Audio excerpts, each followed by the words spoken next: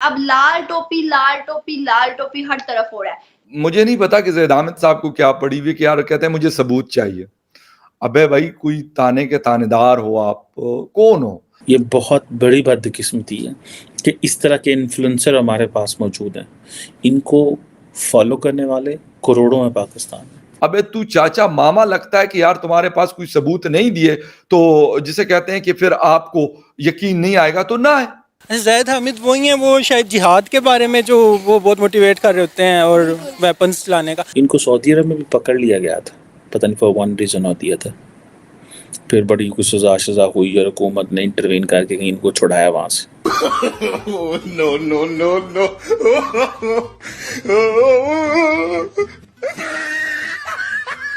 ऐसे लोगों के हाथ में ये वो लोग हैं, इनके हाथ में प्रूफ दे दो तो भी नहीं मानने वाले। ये वो लोग हैं यार, सर काट के भी दे दोगे ना, इनको पेश कर दोगे, बोलेंगे तुमने हाथ तो काटा ही नहीं, सर काटा। ये वो लोग हैं।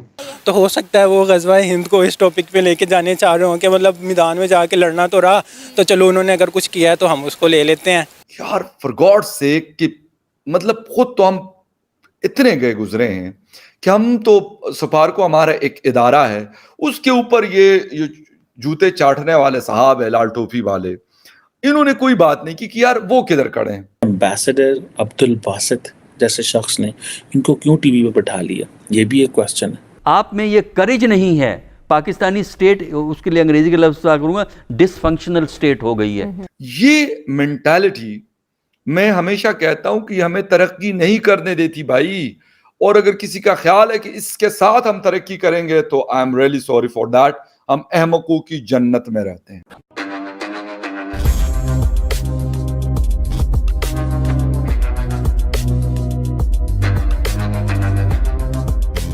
दोस्तों कल आपने देखा होगा पाकिस्तान का एक जिहादी जिसे हम प्यार से लाल टोपी कहकर पुकारते हैं, वो अब हमेशा की तरह भारत के खिलाफ प्रोपेगेंडा फैला रहा है और भारत के चंद्रयान जो मून पर लैंडिंग की है उसे पूरी तरह से झूठ कह रहा है और चंद्रयान के लैंडिंग का प्रूफ मांग रहा है, जिसके ऊपर भारत की तरफ से लाल टोपी को जवाब दिया गया और पाकिस्तान के जर्नलिस्ट भी लाल टोपी की इस हरकत को प्रोपेगेंडा कह रहे हैं और कह रहे हैं कि ये लाल टोपी पहले से ही भारत के खिलाफ जहर उगरता रहता है और इसके साथ साथ अब पाकिस्तान के एम्बेसडर भी भारत के खिलाफ प्रोपेगेंडा प्रोपेगेट कर रहे हैं और पाकिस्तानी जर्नलिस्ट का कहना है कि ये सब पाकिस्तानी गवर्नमेंट द्वारा सपोर्ट किया जा रहा है ताकि पाकिस्तान के लोगों में जो इस वक्त नफरत पाई जा रही है वो उसे थोड़ा कम कर सके, क्योंकि एक तरफ जहां पाकिस्तान दिन पर दिन बैंकरप्ट होता जा रहा है, वहीं दूसरी तरफ भारत पूरी दुनिया में अपनी टेक्नोलॉजी और इकोनॉमिकल अचीवमेंट्स को मास्टर कर रहा है। तो चलिए दोस्तों इसी पर आगे पाकिस्तानी मीडिया का रिएक्शन देखते हैं। दिव्य आप मुझे बताइएगा, मोदी जी के बिग फैन है, आपने खुद बोला था, तो मुझे बताइएगा कि हिंदुस्तान के अंदर अब क्या टॉयलेट है? जैसे कि लाल टोपी वाले ने कहा कि हिंदुस्तान के अंदर तो टॉयलेट नहीं है, वो मून पे कैसे जा सकते हैं, तो आप इस पर क्या कहेंगे?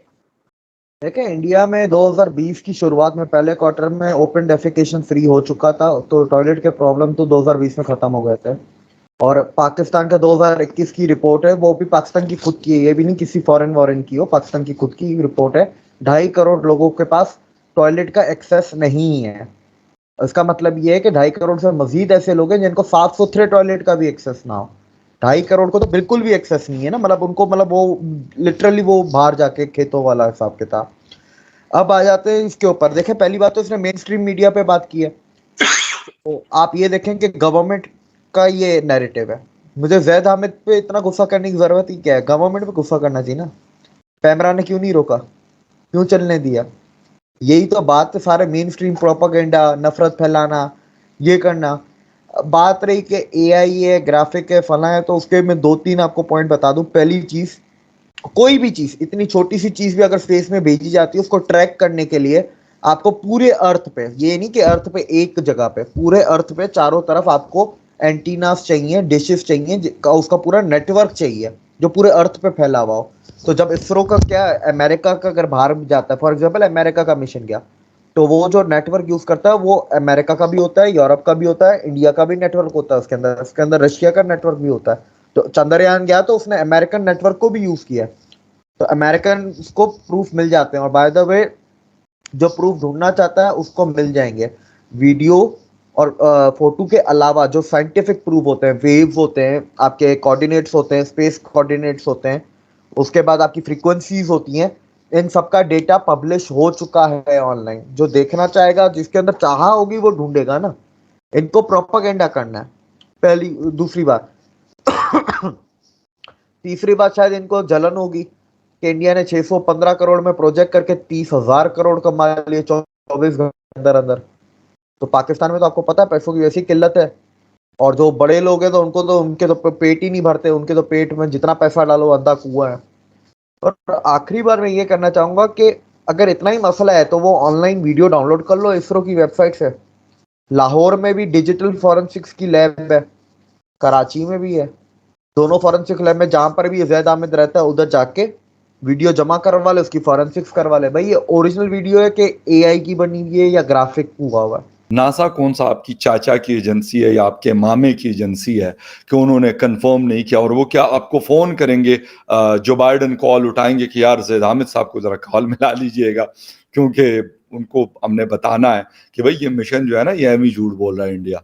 और या फिर नरेंद्र मोदी साहब फोन उठाते, साउथ अफ्रीका में थे उस वक्त, जोहानिसबर्ग में, तो वहां से कॉल उठाते कि यार ये लाल टोपी वाले को फोन मिला लो। अगर इसने यकीन ना किया तो फिर तो दुनिया में कोई बंदा यकीन करेगा ही नहीं यार। फॉर गॉड सेक कि मतलब खुद तो हम इतने गए गुजरे हैं कि हम तो सफारको हमारा एक इदारा है, उसके ऊपर ये जूते चाटने वाले साहब है लाल टोपी वाले, इन्होंने कोई बात नहीं की कि यार वो किधर खड़े हैं।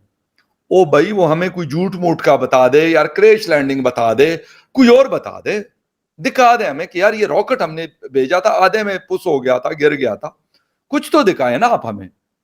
आपने काफी साल पहले इंडिया से अपना स्पार्को का जो मिशन है वो स्टार्ट हुआ था, स्पेस का जो मिशन है वो स्टार्ट हुआ था, क्यों नहीं दिखाते आप? दिखाएं। आर्टिफिशियल इंटेलिजेंस तो आप भी दुनिया भर से ले सकते हैं, बहुत कुछ कर सकते हैं। अगर इतनी इतनी कमाल होता है तो फिर तो दुनिया के बहुत सारे कंट्रीज ये कर सकते हैं।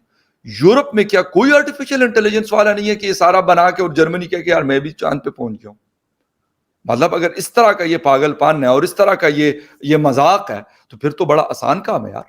फिर तो हो सकता है कल को मैं भी क्लेम कर लूं यार किसी कंपनी से बनवा के कि भाई मैंने भी अपना रॉकेट भेजा था प्राइवेटली, मैंने तो उधर काबुल से भेजा था, या मैंने नॉर्थ वजीरिस्तान से, यार वहां पे भी एक जगह है जहां से रॉकेट उड़ता है और वो सीधा चांद पे पहुंचता है। काम ही आसान हो गया। ये मेंटालिटी मैं हमेशा कहता हूं कि हमें तरक्की नहीं करने देती भाई। और अगर किसी का ख्याल है कि इसके साथ हम तरक्की करेंगे तो I am really sorry for that.